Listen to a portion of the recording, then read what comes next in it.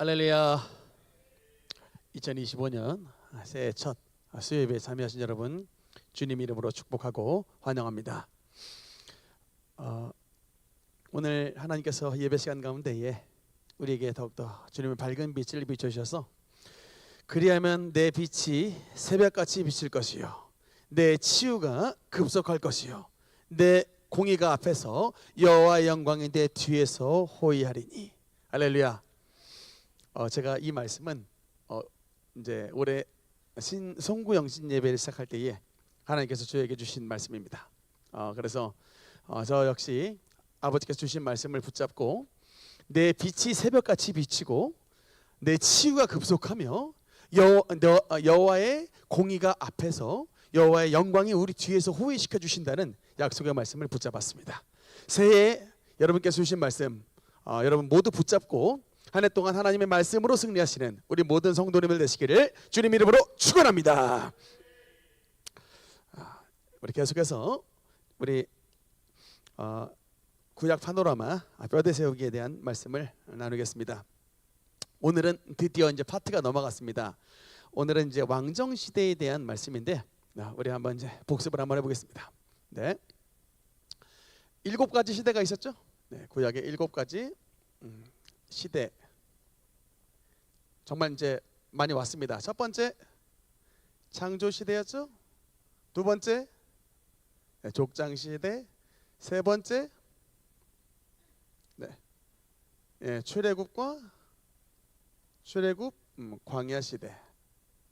그냥 보통은 이거는 그냥 출애굽은 빼고요 그냥 광야 시대라고 많이 합니다. 광야 시대. 네 번째는 정복 시대죠. 가나안 정복 시대. 다섯 번째는 사사 시대. 여섯 번째 왕정 시대. 마지막 7번째 포로. 우리 한번 해봅시다. 첫 번째 창조 시대. 두 번째 세 번째 출애굽 광야 시대. 네 번째 정복 시대. 다섯 번째 여섯 번째 왕정 시대. 7번째 포로 시대. 오늘은 드디어 이제 6번째 차례인 이제 왕정 시대입니다. 우리가 지난번 이제 사사들의 이야기까지 해서 부록 2가지의 말씀을 다 나눴고요. 이제 오늘은 이제 그 중에서 이제 왕정 시대에 대한 말씀을 나눌 건데 이 5번째 왕정 시대, 6번째 왕정 시대인데 이제 이 6번째 왕정 시대가 들어가기 전에 5번째 사사 시대에서 왕정 시대로 넘어가는 데에 교두보적인 역할을 했던 인물들이 있습니다. 그래서 일단 교두보적 역할을 했던 인물이 2명의 인물이 있는데 첫 번째가 누굴까요? 그건 두 번째 인물입니다. 사무엘이고 첫 번째 인물은 엘리입니다. 엘리. 그러니까 이 사사 시대에서 왕정 시대로 넘어갈 때에 달이 교두보적인 역할을 했던 사람이 있으니 첫 번째 인물이 바로 엘리입니다. 이 엘리는 참 특이하게 2가지의 직분을 동시에 가졌습니다. 뭐냐? 첫 번째로는 대제사장이었어요. 대제사장이었고 두 번째는 동시에 사사였습니다. 근데 이 엘리의 특별한 점은 뭐냐면 대제사장이 여러분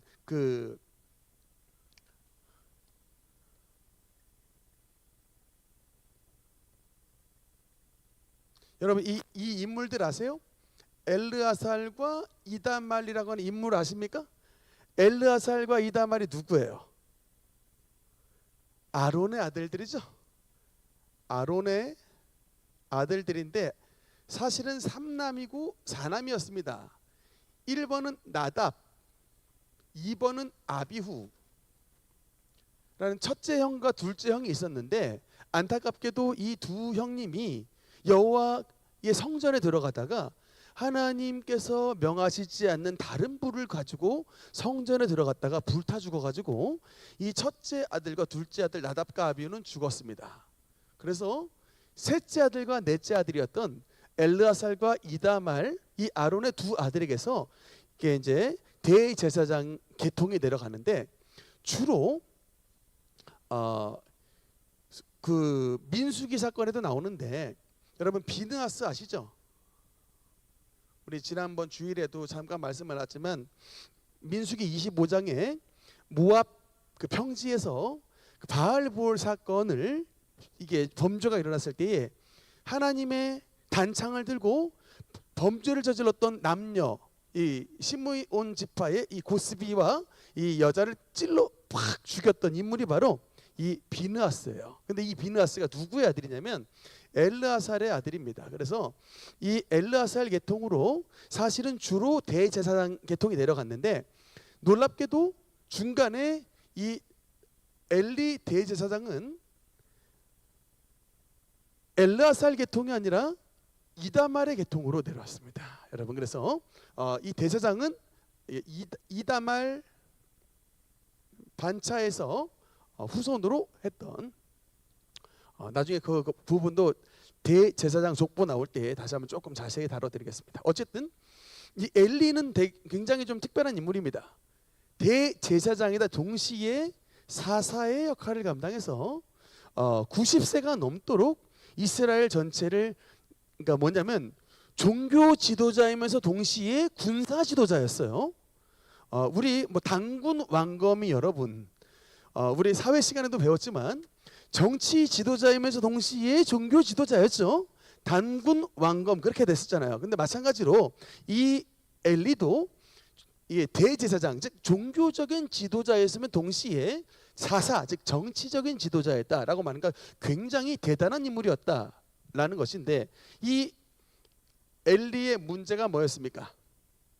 엘리의 문제는 이렇게 대단한 인물이었지만 문제점이 뭐냐? 아들내미 그 유명한 두 아들내미 있죠? 홉시, 홈니와 이게 아까 비느하스 나왔잖아요.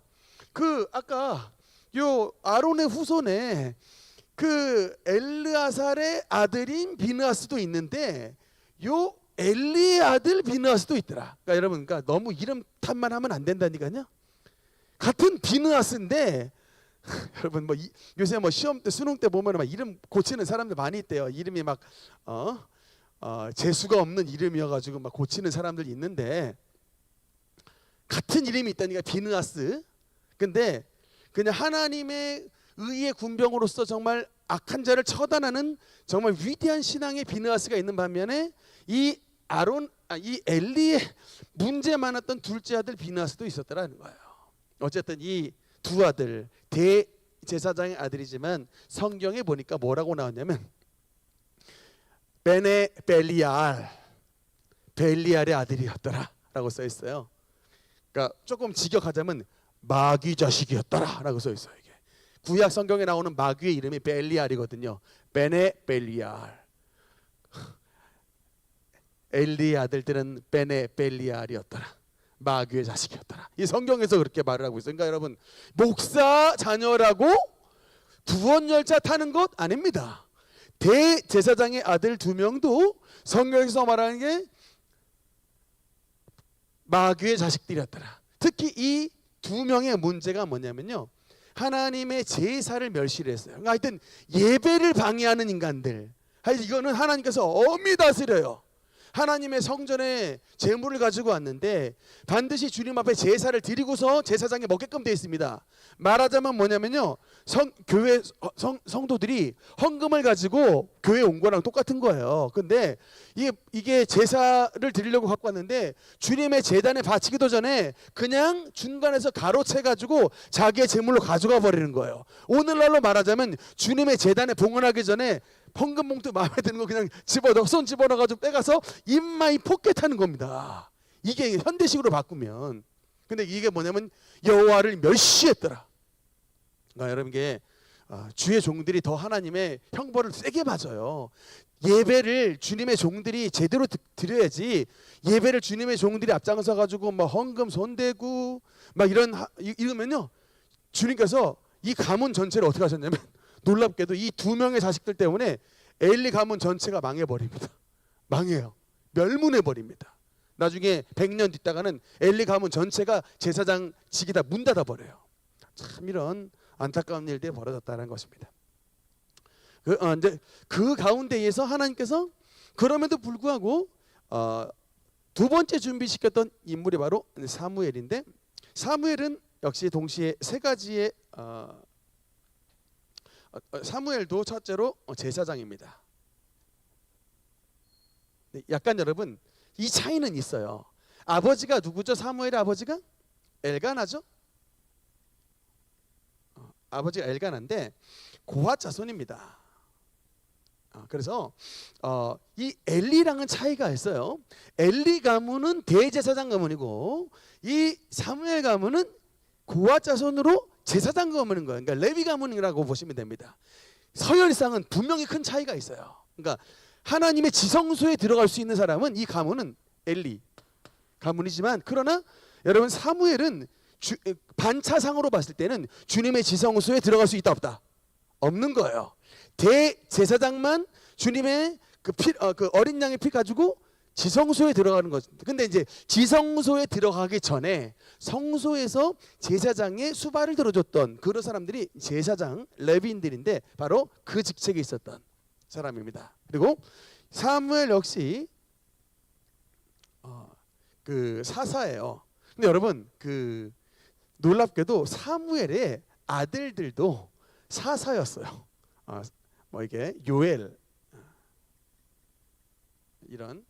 그런데 이게 우리가 잘 기억을 못하는 건 뭐냐면 사무엘의 아들들 할지라도 이 요엘 같은 아들이 있는데, 놀랍게도 사무엘의 아들이지만 뇌물을 받고 판결을 굽게 하였더라. 그러니까 브엘세바에서 사사가 됐는데 우리가 잘 모르잖아요. 사무엘의 아들들이 사사였나? 라고. 그러니까 성경에서 간단하게 말했지만 사실은 그것보다도 이 아들들 요엘은 아버지 사무엘의 행실을 본받지 않고 뇌물을 받고 판결을 굽게 했더라. 여러분 제가 이 말씀을 보면서 야, 이게 목회자 자녀들도 참 좀 유념해야 되는데, 이런 위대한 믿음의 삶을 살아갔던 사람들의 자식들이 잘된 케이스들이 별로 없어요. 여러분 성경을 한번 눈 크게 뜨고 한번 봐보세요. 위대했던 사람들의 자녀들이 잘된 케이스들이 굉장히 드물어요. 이따가 우리 또 다윗 좀 잠깐 나눌 텐데 굉장히 여러분 드물더라고요. 그러니까 이게 부모님의 신앙의 성공이 자식의 신앙의 성공을 보장해 주지 않는다.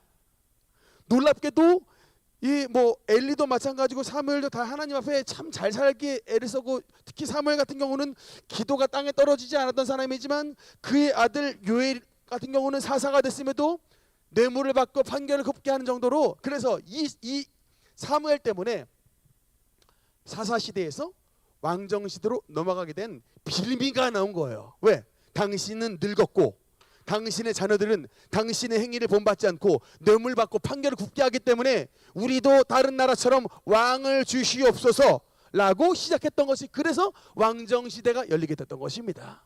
그러니까 어떻게 보면 주의 종의 가정이 바르게 세워지면요 참 이런 어려움들이 나타나질 않는데, 주의 종의 가정의 문제가 나라 전체의 어려움으로 맞닥뜨려지는 그런 일들이 발생할 수 있다는 것입니다.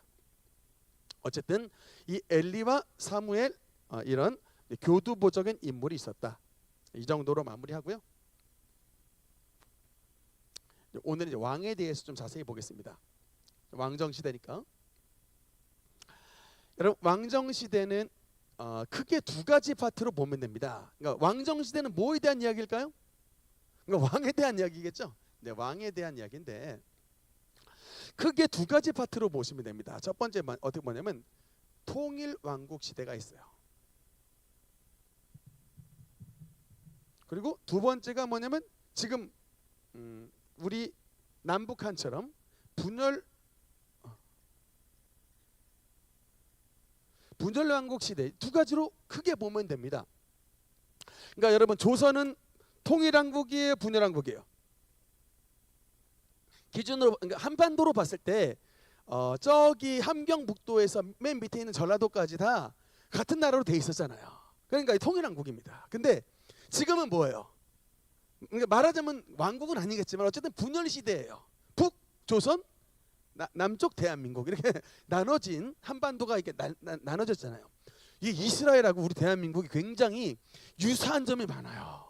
인사도 샬롬, 안녕하십니까입니다. 똑같아요. 안녕이 말만 샬롬이지 의미가 똑같아요. 안녕하십니까. 이게 인사말도 똑같고 머리 좋은 것도 똑같고 지역색 이게 잘나는 것도 똑같고 굉장히 하여튼 우리나라는 뭔가 유대인하고 유사점이 많아요. 제가 보면서 참 하여튼 많이 닮았다. 나라가 나뉜 것도 닮았어요. 이렇게 통일한국과 분열한국 두 개로 나눠지는데 오늘은 통일한국에 대해서까지만 보겠습니다. 통일한국에는 3명의 왕이 있었어요. 초대왕이 누굽니까? 초대왕 누구죠? 추워 다 저기 멀리 있어가지고 이게 좀 뭔가 이게 소통을 하는 느낌이 없어. 네. 첫 번째 왕 누구죠? 사울. 두 번째는 다윗. 세 번째는 솔로몬이죠. 네. 그 다음에 분열왕국은 북쪽은 북이스라엘. 이스라엘인데 북이스라엘. 그 다음에 남쪽은 남유다. 지파가 12개인데요. 북이스라엘 몇 개 가져갔을까요?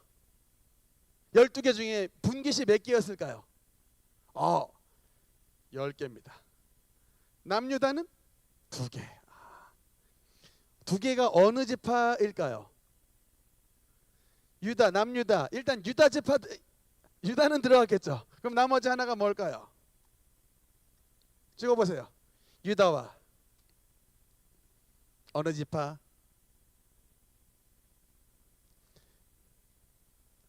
오른손의 아들 베냐민. 네. 이렇게 이제 그리고 나머지 여기 이제 북이스라엘은 10개를 가져가게 되는데 이제 이 파트는 우리 좀 다음에 나누고요. 오늘은 이제 통일한국 시대 첫 번째 왕이었던 누구다? 사울에 대해서 좀 하겠습니다. 사울.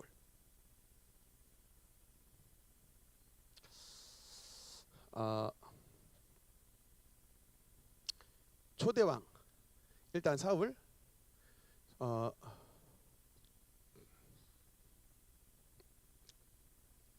일단 족보 좀 보겠습니다. 일단 사울 지파는 어디죠?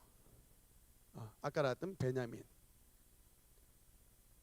지난번 여러분 그 사사 시대에 부록 두 번째 베냐민 지파 뭔지 배우셨죠?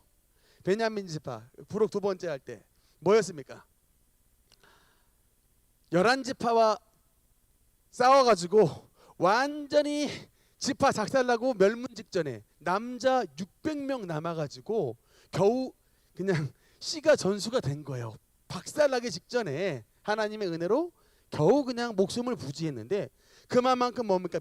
엄청나게 미약한 지파였던 베냐민 지파 출신이었는데 어쨌든 그 베냐민 지파 출신의 사람이 사울이었고 그다음 그의 아버지.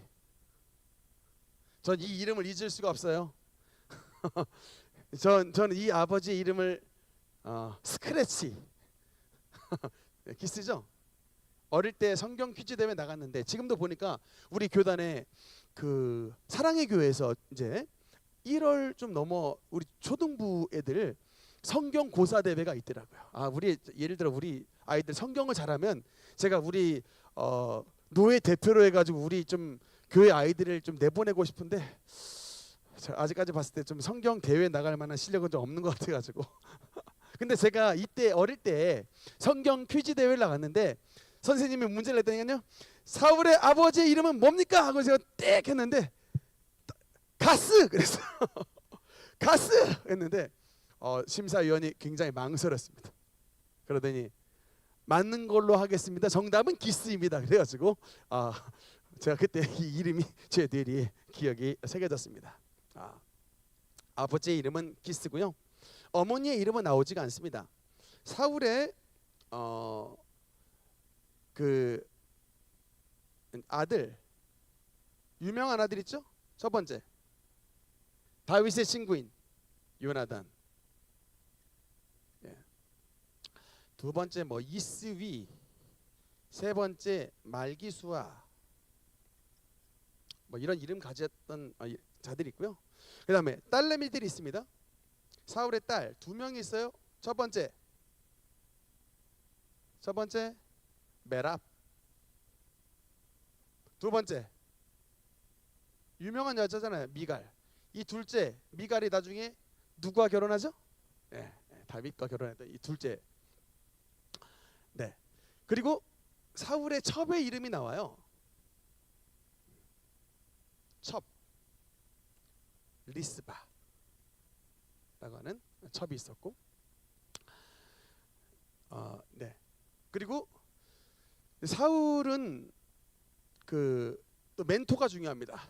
사울의 멘토가 누구죠? 그렇죠. 이 사무엘이 하나님의 응답을 받아가지고 사울을 기름 부으라. 그래서 이스라엘 초대 왕으로 세우게 됐던 하나님의 명령 받아서 그래서 이 멘토 사무엘이 있었다. 제가 이것을 보면서 여러분 우리가 가끔 좀 남 탓을 하는 경우들이 있는데 성경에 보니까 사울 왕이 사실 실패한 왕이거든요. 그런데 사울 왕이 실패한 왕이지만 사울 왕의 거의 일평생 옆에 누가 있었냐면 사무엘이라고 하는 위대한 선지자가 있었어요. 그 위대한 선지자가 옆에 있었음에도 불구하고 하나님 말씀에 순종하지 않으니 여러분 사울이 실패하더라고요. 그러니까 이게 여러분 가룟 유다 한번 봐보세요. 온 인류의 최고의 스승님이신 예수님을 따라다녔는데 3년 반을 쫓아다녔음에도 불구하고 그 3년 반을 쫓아다니면서 예수님의 온갖 기적 다 보고 온갖 죽은 사람 살리고 온갖 여러 가지 능력하는 것을 옆에서 분명히 가장 옆에서 봤음에도 불구하고 변하지가 않더라. 결국에는 자살로 마감하더라. 여러분 자꾸 그냥 남 탓하고 환경 탓해, 남편 탓, 부인 탓, 부모 탓, 자녀 탓, 직장 상사 탓, 그냥 너 학교 선생님 탓, 친구 탓. 여러분 살다 보면요 계속 남 탓하는데 중요한 건 뭔지 아십니까? 내 마음의 본질이 중요한 거예요. 예수님 쫓아다녔던 유다인데 마음이 변하지 않으니까 예수님 팔아먹고 지옥 가더라는 거예요. 사무엘이 옆에서 기도해주고 그를 왕으로 뽑아줬는데 그렇게 정신 못 차리니까 실패하는 왕 되더라 이거야. 중요한 건 뭐냐? 내 마음의 본질이 중요한 겁니다. 내가 변해야 되는 거지. 남이 변하기 전에 내가 변해야 된다. 아멘입니까? 올 한해 정말 내 심령이 주님 안에서 변화되는 은혜가 나타나게 되시기를 주님 이름으로 축원합니다. 사울은 중요한 몇 가지 사건이 있습니다. 정리를 좀 해볼게요. 우리가 좀 기억하기 좋게 사울 장점, 잘한 거, 장점, 잘한 일, 이제 그래서 잘한 일 먼저 좀 봐줍시다. 사울이 실패한 왕이었지만 잘했던 거 한번 뽑아봅시다. 사울이 잘했던 거 뭘까요? 첫째, 1번. 일단 승리를 한 전쟁이 있어요. 승리. 왕으로서. 어떤 전쟁을 승리했냐면 암몬과의 전쟁. 그때 당시에 왕이 나하스라는 왕이었어요. 이때 얽혔던 족속이 있는데 야베스 족속이라고 길르앗 쪽에 길르앗 야베스라는 족속이 있었는데 옆에 암몬하고 경계가 붙어가지고 암몬 나라 나하스 왕이 자주 침공에 들어왔던 곳이 바로 이 길르앗 야베스라는 지역인데 길르앗 야베스 지역에 와가지고 암몬 왕이 쳐들어온 다음에 그러니까 여기서 다 항복을 했습니다. 야베스가 약하니까 항복. 그런데 항복의 조건이 있다. 항복의 조건이 있다. 뭡니까? 니들 남자 전부 다 오른쪽에 눈 뽑아. 니들 남자 전부 다 오른쪽 눈 뽑고 나오면 너희들의 항복을 받아주겠다. 근데 이제 어떻게 이게 눈을 뽑으면은 살 수 있는 거고요. 생눈으로 나가면 암몬하고 전쟁 붙어야 되는 거야. 근데 지금 굉장히 약한 상황입니다. 근데 여러분 이때 구원자로 나섰던 사람이 누구냐? 바로 이 사울이 구원자로 나섰어요. 초대 왕 되자마자 사실 인정 못 받았거든요. 무슨 저 따위 베냐민 지파 출신의 왕이 우리나라를 다스리겠느냐 하면서 다 지금 하고 있는데 이 암몬 나하스가 쳐들어왔을 때 길르앗 야베스를 도와주려고 가서 전쟁에 서서 암몬을 격퇴시켜줬던 왕이 바로 사울이에요. 굉장히 중요한 역할을 해줬습니다. 그래서 여러분 맨 마지막에 사무엘상 마지막 장에 보면 사울이 길보아 산에서 죽어요. 블레셋에서 잡혀가지고 죽고 뭐 자살해서 죽잖아요. 근데 블레셋 사람들이 시체를 사울 왕의 시체를 가져다가 목도 베고 벳산이라는 벽에다 박아버립니다. 왕의 시체를. 우리가 이제 블레셋이 지금 우리 이스라엘이 이겼다고 지금 하고 있는데 이 시신을 걷어와줬던 목숨 걸고 시신을 갖고 와줬던 족속이 길앗 야베스 족속이에요. 그리고 땅에 묻어주고 이게 장사를 지내줬습니다. 그리고 일주일간 금식했어요. 왜?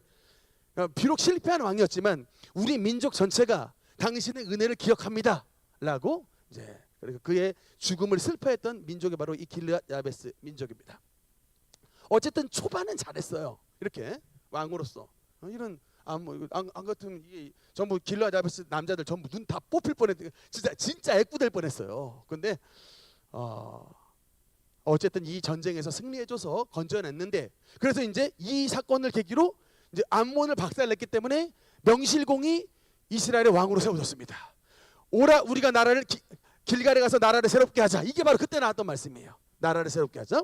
근데 이렇게 해서 이제 인기를 얻었는데 이제 이때 문제가 뭐냐?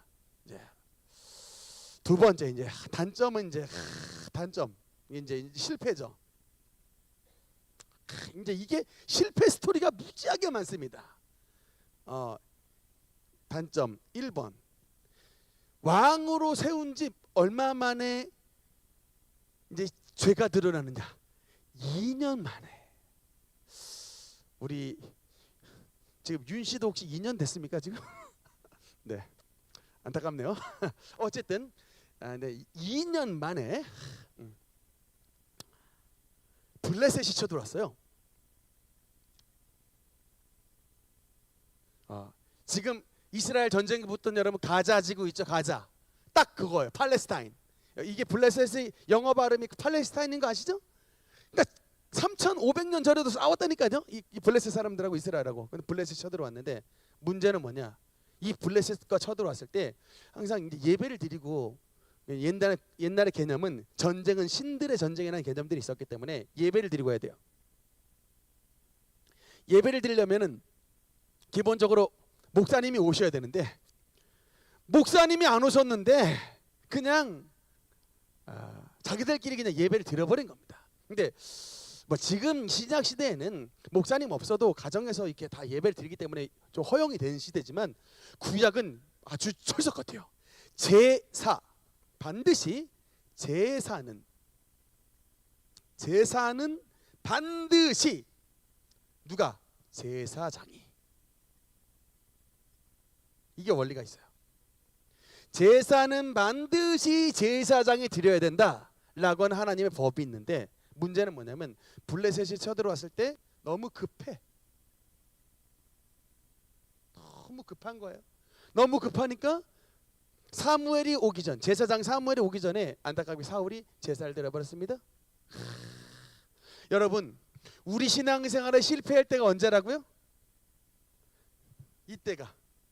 우리의 신앙생활이 실패하는 순간은 어느 때라고요? 급할 때 여러분 신앙생활이 실패하는 거예요. 그러니까 급할수록 뭐냐? 원리 원칙대로 가야 되는 거예요. 급한 순간일수록 원칙대로 가는데 여러분 급한 순간에 우리는 어떤 생각이 먼저 납니까? 꽝 잡는 게 매구나. 뭐로 가도 서울로 가면 되지라고 하면서 수단을 여러분 합리화를 해버리는 겁니다. 그냥 그래서 이런 급한 순간에 안타깝게 사울이 주님의 제사를 지그시 기다렸으면은 사무엘을 좀 지그시 기다렸으면 이런 죄에 빠지지 않는데 어쨌든 블레셋이 침공 상황에서 뭐 했냐면 제사장이 드려야 되는데 제사를 왕인 본인이 드렸다. 망령된 행동 1번입니다. 그래서 1번 실패 1번이 바로 제사 문제죠. 그 다음에 2번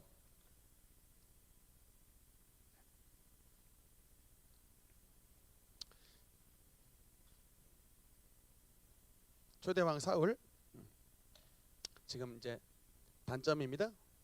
단점 1. 이제 제사 문제. 2번이 뭘까요? 이게 사울의 실패 스토리가 한 5가지 정도 있는데 2번 질투 것도 나와요. 2번이 뭐냐면 아말렉 사건이에요. 아말렉 사건입니다. 아말렉 족속은 이스라엘이 출애굽을 할 때에 아말렉의 별명을 하나 붙여주고 싶어요. 하이에나. 전박이 하이에나 이런 거 보면 항상 아말렉 떠올라요. 이놈의 하이에나, 이놈의 자식들 진짜 얍삽해. 하여튼 약점이 보이면 그 약점부터 그냥 확 해버린 거예요. 아주 그냥 하여튼 전면 공격하는 걸 못 봤어요.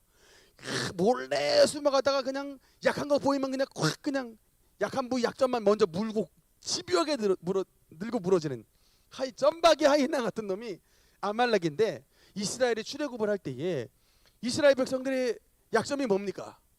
노약자들이잖아요. 이 광야를 걸어가야 되는데 아기들도 걸어가고 노인네도 걸어가는데, 당연히 행군할 때 군인들보다 뒤에 아기들과 유아 여자들 뒤에 행군에 처지잖아요. 근데 이때 안타깝게 이 행군에 처져 있는 이스라엘 백성들을 이 하이에나 같은 아말렉이 쳤다고요. 공격이 들어왔다고. 근데 하나님께서 너무 화가 나가지고 뭐라고 맹세하시냐면, 이 아말렉은 내가 천하 만국에서 그 씨를 없애버리리라. 하나님이 주님의 이름으로 맹세를 했어요. 씨를 없애버리겠다고 맹세를 했는데, 그래서 이제 그 하나님의 맹세하신 사건을 누구에게 미션을 주냐면 바로 이 사울에게 미션을 줬어요. 너 가서 저 아말렉 족속의 모든 자들을 다, 사람과 짐승 전체를 다 전부 숨을 다 끊어놓으라. 이거 그러니까 원어로 말하면 헤렘이라고 해요. 헤렘. 그러니까 완전히 진멸하라. 그러니까 완전히 그냥 천하에서 자취를 없애버리 진멸하라고 하나님께서 명령을 주셨는데, 안타깝게도 그 명령을 사울이 순종했느냐? 못했어요. 뭘 살려뒀어요? 둘 살려뒀습니다. 첫 번째, 전쟁에서 이겼는데 뭘 살려뒀냐면 이 아말렉의 왕이었던 아각이라는 놈을 살려뒀어요. 그 다음에 짐승은 좋은 놈, 좋은 짐승들, 살찐 놈, 좋은 짐승들. 여러분, 좋은 짐승을 살려둔 이유가 뭘까요? 지금 사울은 항상 뭐를 보는 사람이냐면 그 백성들의 지지율을 봐요. 지지율. 근데 지지율이 지금 떨어질까, 지지율이 지금 올라갈까 막 고민하고 있는데 너무 좋은 찬스가 온 거예요. 내가 지금 아말렉 가서 지금 다 정복하고 이겨가지고 이거 좋은 짐승 가지고 가면은 바로 백성들에게 나눠주고, 백성들 갑자기 소받고 양받고 낙타받고 그러면 갑자기 사울왕 만세 하면서 그냥 사울에게 지지율은 그냥 급상승 올라가기 때문에, 이게 이거 하나님 분명히 다 죽이라 그랬는데 다 죽여야 되네. 저 아까운 소들 저거 갖고 하면 바로 내 지지율 올라가는데, 이 시험에서 어떻게 된 거예요? 패배를 탈락한 거예요. 하나님 못 믿고 그냥 백성들 눈치 보느라고 좀승승 가져갔는데, 이때에 여러분 사울이 사무엘 앞에서 뭐라고 명령합니까? 제사 지내려고 짐승 갖고 왔습니다. 속내는 그게 제사는 관심 없고 백성들 지지로 해서 전리품으로 주려고 생각한 건데, 겉으로 예배 드리려고 제사 드리려고 거짓말을 한 거죠. 또 그 마음을 누가 아세요? 하나님 말씀, 그때 주님께서 주셨던 말씀이 순종이 제사보다 낫고라고 하는 말씀이 바로 그 말씀입니다. 그러니까 하나님은 뭐냐면, 이 아말렉은 뭐냐면요, 사탄의 상징물이에요. 그래서 사탄에게서 나온 건 그 어떤 것도 주님 앞에 갖고 오지 말라는 거예요. 예를 들면 술 장사해가지고 돈 막 잔뜩 버는데, 술 장사하면 여러분 뭡니까? 술 장사해가지고 남들 가정들 다 망가져요. 술 장사해가지고 몸 건강 다 망가집니다. 막 바람 피고 온갖 모든 죄들이 다 술하고 시작되는 거예요. 그 벌었던 돈들은 절대 좋은 짐승이라 할지라도 주님 앞에 갖고 오지 말라는 거예요. 아말렉에 해당된 것들을 갖고 오지 말고 그거 다 진멸하라. 갖고 오지 말라. 근데 그러니까 뭐라고 명령합니까? 수익 사업 해가지고 주님 11조 드릴 건데. 이렇게 거짓말하지 말라는 거예요. 이렇게 거짓말하지 말라. 이게 바로 그 의미입니다. 아말렉의 의미. 왜 주님께서는 철저히 진멸하게 하느냐. 마귀로부터 나오는, 사탄으로부터 나오는 어떤 소득, 어떤 지식, 어떤 잘된 것들도 하나님의 나라에 절대로 재료로 쓰일 수 없다는 거예요. 하나님은 여러분 굉장히 철저하십니다. 이걸 분리를 엄청 철저하게 하세요. 예수의 보혈이 있기 때문에 우리 지금 살려두시지만 구약시대의 개념으로 봐서 우리 목숨 붙어있을 사람도 별명 없어요. 참 여러분 지금 은혜의 시대에 살고 있기 때문에 참 우리 감사한 건데, 어쨌든 이렇게 아말렉, 아각, 나중에 정치적 왕이기 때문에 혹시나 또 이것 가지고 또 이 왕 가지고 내고 해가지고 또 정치적인 또 이게 지지를 올릴까, 다 구상이 있어가지고 갖고 왔는데, 결국 이것이 핵심은 뭐냐, 여호와를 믿지 못하고 인간적인 방법. 여러분 신앙생활하다 보면 참 많아요. 하나님을 믿지 못하는 순간이 많아. 탁 이거 내가 봤을 때 이게 도움이 되는데, 이 인간적 방법이 도움이 되는데 하는 순간이 많은데, 그럴 때일수록 어떻게 되느냐, 원칙대로 가는 게 승리의 길이에요. 아멘입니까? 하나님께서 주신 말씀 그 원칙대로 가는 것이 승리의 지름길인 것입니다. 네. 그리고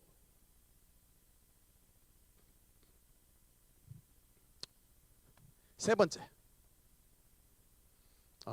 이제 이 사건 이후에 드디어 이제 어떻게 됐냐면, 사울에게 어떤 사건이 나타났냐, 이 하나님이 떠났어요. 이제 하나님의 성령이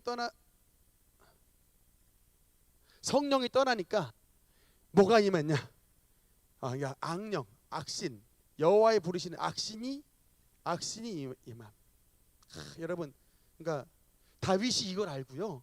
시편 51편에 바세바의 범죄를 했을 때 뭐라고 기도를 다 하냐면, 아버지 성령을 제게서 거두지 말아 주옵소서라고 기도를 해요. 왜냐하면 성령이 거두어졌던 이 사울의 비참함을 봤기 때문에. 그래서 여러분 그래서 악신이 마음으로 말미암아 등장했던 사람이 누구예요? 이 사건 때문에.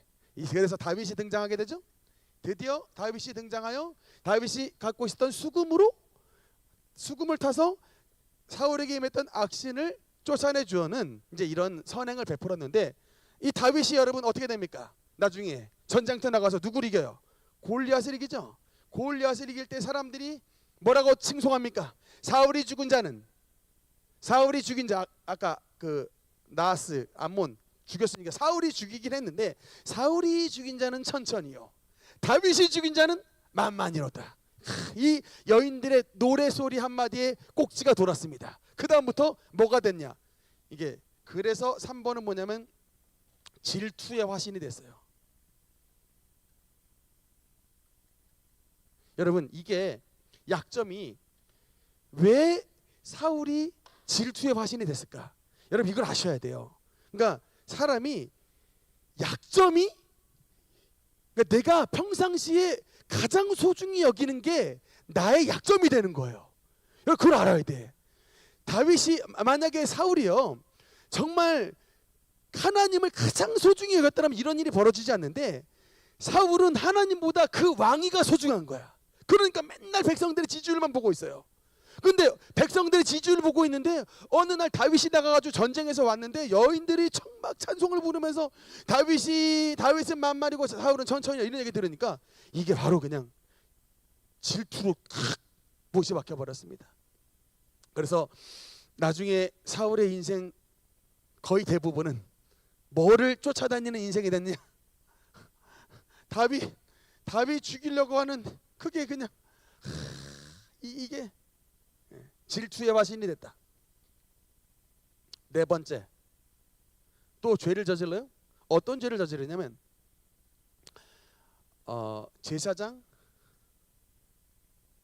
85명을 죽입니다. 제사장 85명을 죽여요. 제사장 85명을 죽인 이유가 뭘까요? 이때 제사장, 오야 제사장이 아히멜렉이에요. 나중에 아비아달의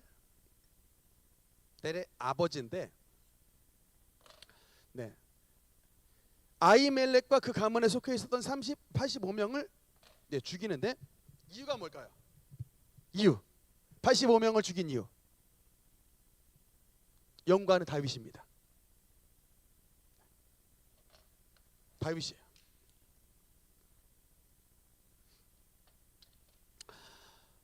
이 아히멜렉이 다윗에게 칼과 빵을 공급해줘요.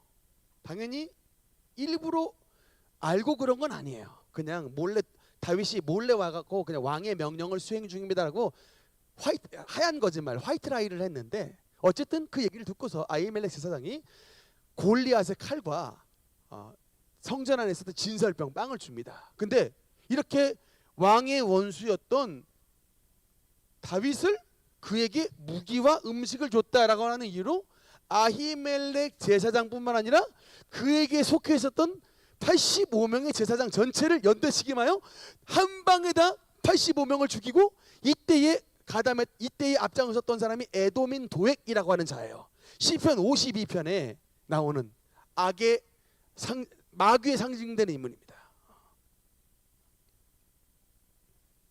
다윗을 도왔다는 이유로 85명의 제사장을 죽였다. 오늘날로 말하면 목사님 85명을 죽인 거예요. 그냥 정치에 이게 그냥 도움이 안 되면 사람 목숨 85명도 한 방에 죽여버릴 수 있는 이런 일을 저질렀습니다. 거의 이제 이런 일을 저지르니까 여러분 하나님께서 사울에게 응답을 주시겠어요, 안 주시겠어요? 그러니까 하는 짓이 막이니까 하나님께서 응답을 안 주시는 거예요. 그러니까 이제 또 블레셋의 전쟁이 있는데 또 쳐들어왔어요. 또 쳐들어왔는데 전쟁에 보니까 블레셋 군대가 너무나도 바다의 모래와 같이 너무나도 많이 쳐들어왔는데 하나님 앞에서 기도를 하려고 하니까 응답도 안 주시고 하는 수 없이 누구를 찾아갔느냐? 점쟁이를 찾아가요. 점쟁이인데 여자입니다. 엔돌의 여인. 엔돌이라고 하는 지방에 사는 엔돌 여인 점쟁이를 찾아가는데 여러분 이때에 이 엔돌의 여인에게 사울이 뭐를 요구를 하냐면 사무엘을 불러올려라. 죽었어요. 지금 죽은 사무엘입니다. 사무엘의 혼백을 불러올리라 라고 명령합니다. 성경에 보니까 사무엘이 올라왔다 라고 이제 나와요. 여러분 그러면 사무엘은 진짜 사무엘입니까? 아니면 사무엘의 탈을 쓴 귀신입니까? 그래서 하여튼 우리 개혁주의 신앙을 바로 이래요. 사무엘의 탈을 쓴 귀신이다. 어쨌든 이 신접한 여인에게 묻는 귀신에게 근데 이 귀신이 나중에 귀신의 예언을 합니다. 사무엘의 모습을 입고 나온 그 혼백이 뭐라고 말하냐면 사울 너 내일 나랑 함께 있을 것이다. 너 내일 나랑 함께 있고 너뿐만 아니라 너의 자식들도 나랑 함께 있을 것이다. 여러분 이게 무슨 말이에요? 너 뒤진다 이거예요. 근데 정말 죽었어요. 네. 근데 여러분 이게 역대상 10장에 보면 뭐라고 말하냐면 여호와께서 사울을 죽이신 것은 사울이 범죄함기 때문이라. 사울이 여호와께 묻지 아니하고 귀신에게 가르침을 청하였으므로 하나님께서 사울을 죽이고 그의 나라를 그의 신복이었던 다윗에게 주셨다라고 여러분 성경에 나와 있습니다. 여러분 지금 이제 신년 초인데 여러분 이게 특히 우리가 빠지기 쉬운 죄가 뭐예요? 바로 이 5번입니다. 오늘날 여러분 이거 많이 해요. 초혼. 혼백을 불러 일으키는 일들이 많습니다. 여러분 이거 사실인지 모르겠는데 정치 얘기 잠깐만 하나 할게요. 최태민 아세요? 최태민 누군지 아십니까? 최순실의 아버지예요. 최순실의 아버지인데 이 박근혜 대통령이 이 최태민에게 그 사로잡혔다라는 그 얘기가 옛날부터 있었는데 이 내용을 봤더니 어떤 일이 있었는가 하니 이거는 뭐 100% 진실이라기보다는 거의 이제 하여튼 오픈된 약간 시크릿 스토리인데, 박근혜 대통령의 어머니 유경수 여사가 돌아가셨잖아요. 근데 유경수 여사가 돌아가셨는데 이 최태민이가 박근혜 앞에서 이거를 했어요. 초혼을 했어요. 그래서 박근혜 대통령 앞에서 유경수 여사 목소리를 그대로 흉내를 내버렸어요.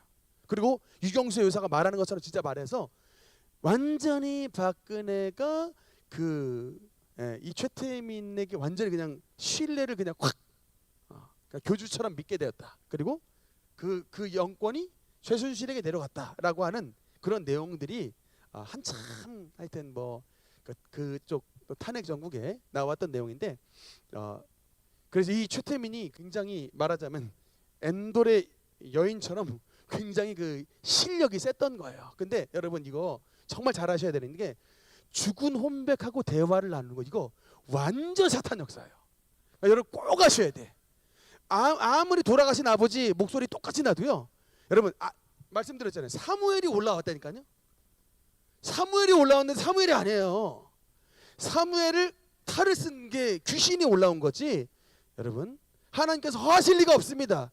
하나님의 품 안에 지금 천국에 있는 사무엘이 이 한낱 점쟁이가 올라오라 그래가지고 올라오겠습니까?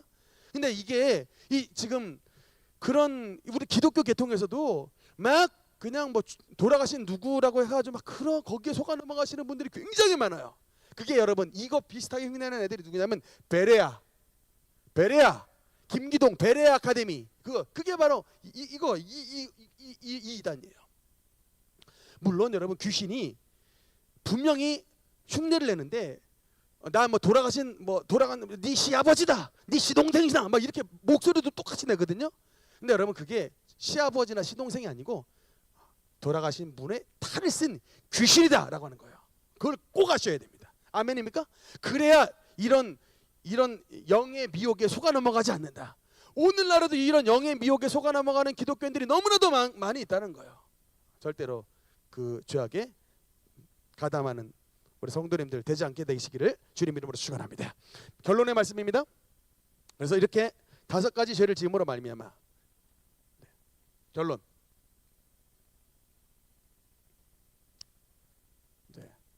죽음.